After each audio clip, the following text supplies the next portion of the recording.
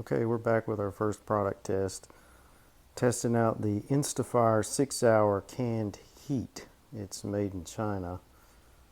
And this is supposed to burn for 6 hours and produce some heat for survivability. So I'm in my garage. Thought I'd test it inside just so we can see a little bit better about how much heat it's putting out.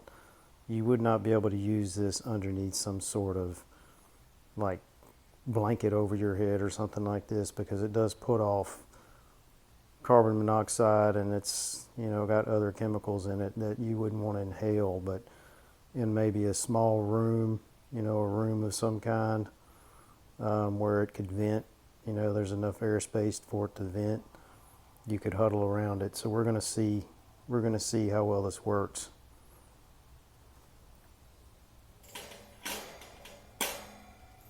You can see it's about 50 degrees in my garage.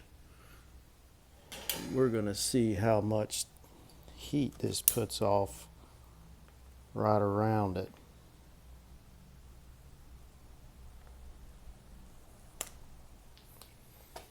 There, it's lit. And we will come back in a little while to see if, even within, let's go about a foot from it, to see, will this even impact the air temperature a foot from it? And if not, we'll move it a little bit closer. This may be something that you can just use to kind of stick your hands over. We're going to find out. We'll be back. Okay, we're back about 15 minutes later, taking a look at this. You can see it puts off a decent sized flame. There's not much heat. I can't feel much heat on the sides of this thing. It's really just kind of above the flame where you can feel heat. But looking at our thermometer, the air temp's gone up maybe 5 degrees near it. So that's something. Let's get it a little bit closer, see what happens. And we'll come back in another 10 minutes or so to check it, and then we'll leave it to see how long it burns. Okay, we're back. It's been burning for about an hour, and the air temp's about 58, so it looks like, of course, we had to get it about 6 inches away for that. In open air, this is in my garage, so it's not out in the outside, but in the open air, large room, sitting next to it, you can expect about a 5 to 8 degree temperature difference, at least for your hands and any body part that's close to it. If you could wrap it under some kind of a big blanket and keep your nose out of the blanket so you're not inhaling the fumes in some kind of a safe manner, I'm not sure I would do that unless it was literally a life and death situation. It probably would increase the temperature pretty, much more than 8 degrees, being in an enclosed space. But we'll be back to figure out some way to test the temperature difference inside an enclosed space. But for now, we'll just let this thing burn and see if it lasts 6 hours. And that'll be a wrap.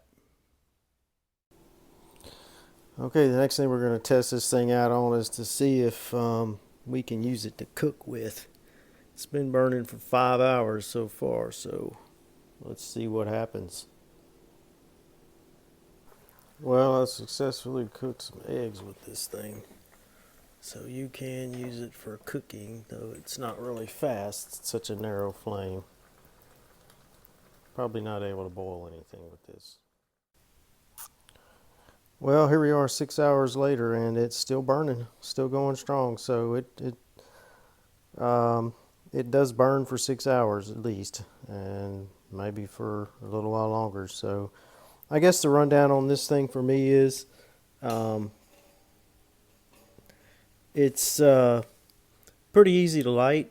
It is, pretty sturdy to just sit anywhere you need to sit it. It's not really that useful for warming up any sort of area.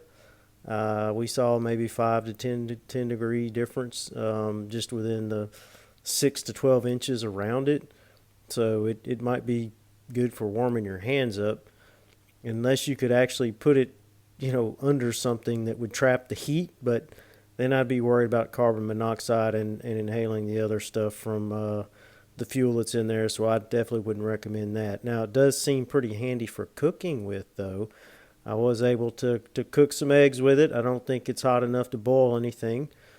But if you are out of power and you need some source of heat to cook by, you could heat a cup of coffee and cook some eggs and heat up some beans or whatever, already cooked beans, something like that. So I wouldn't say that this Instafire 6-hour canned heat is a must for your survival gear, but it, also would be handy to have. So a must, no. Handy to have, yes. So maybe put it, on your secondary list of things to acquire as you're building your survival kind of emergency stockpile list. And that'll be it for us today.